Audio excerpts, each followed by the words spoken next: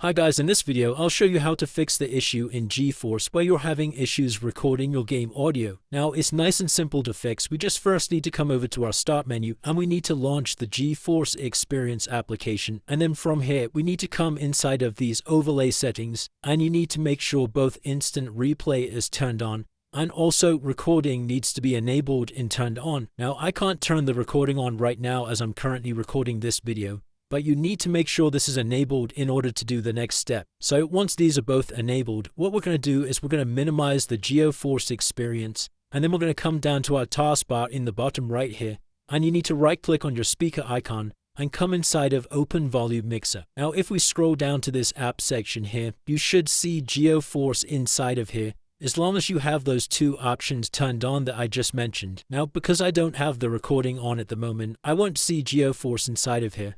But all you simply need to do is come inside of the GeForce application by selecting this drop-down arrow here, and I'll just show you an example in this SmartShare one.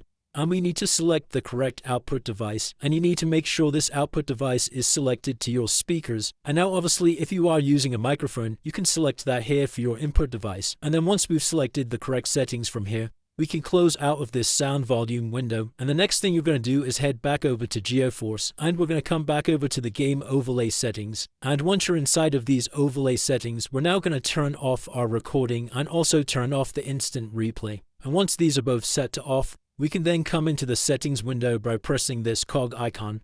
And we need to come down to audio, and then you're going to have two options inside of here. Either create a single track or separate both tracks. Now if you're editing your video footage in a software like Adobe Premiere or another editing software, you'll need to select here separate both tracks, and that's what's going to separate your microphone from your game audio. However, if you're just uploading directly from here, you can select create a single track and that should work for you. But I'd recommend try alternating between the two of these, and one of them should fix this sound issue. And that's it guys. If you did find this video useful, then please consider dropping a like and subscribing. Until next time.